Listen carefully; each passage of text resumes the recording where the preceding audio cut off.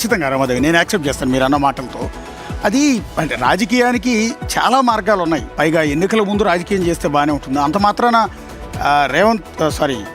కేటీఆర్ చాలా విషయాల్లో చాలా బాగా మాట్లాడతారు, చాలా పొలిటికల్గా చాలా కోచింగ్ చేస్తారు.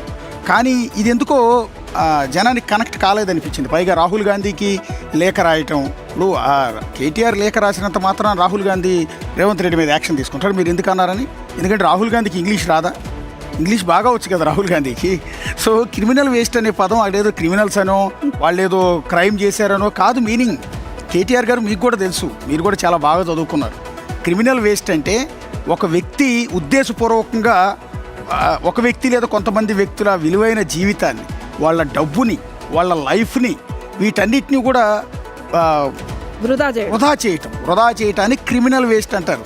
మనం ఏంటంటే క్రిమినల్ అనగానే క్రైమ్ చేసిన వాళ్ళకి క్రిమినల్ అనే పదం వాడుతూ వస్తాం. కాబట్టి ఈ క్రిమినల్ వేస్ట్ అంటే ఏదో కొత్తగా ఉంది. చాలా కాలం తర్వాత డిక్షనరీలోంచి ఒక అద్భుతమైన ఓన్ని రేవంత్ రెడ్డి ఇక్కడ వినియోగించారు.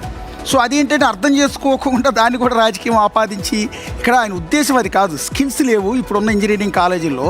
నిజంగా కదా ఆయన అన్నమాట కూడా. రాజశేఖర రెడ్డి సీఎంగా ఉన్నప్పుడు ఫీజు రియంబర్స్మెంట్ అనే ఒక స్కీమ్ తీసుకొచ్చారు.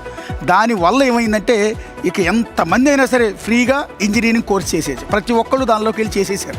అలా చేయటం వల్ల కేవలం రాజశేఖర రెడ్డి అమలు చేసిన ఫీజు రియంబర్స్మెంట్ కోసం రాష్ట్రంలో కొన్ని వందల కాలేజీలు వెలిశాయి. కేవలం కాలేజీలు వెలిసాయి. ఆ తర్వాత ఇంజనీరింగ్కి ఉద్యోగాలు దొరక్క రీసెంట్గా చాలా కాలేజీలు మూసేసి కోళ్ల ఫారాల కింద మార్చారు ఇంజనీరింగ్ కాలేజీలు. సో అందువల్ల కాలేజీలు అయితే పెట్టేశారు వచ్చే రియంబర్స్మెంట్ డబ్బుల కోసం, కానీ సరైన ఫ్యాకల్టీ లేరు.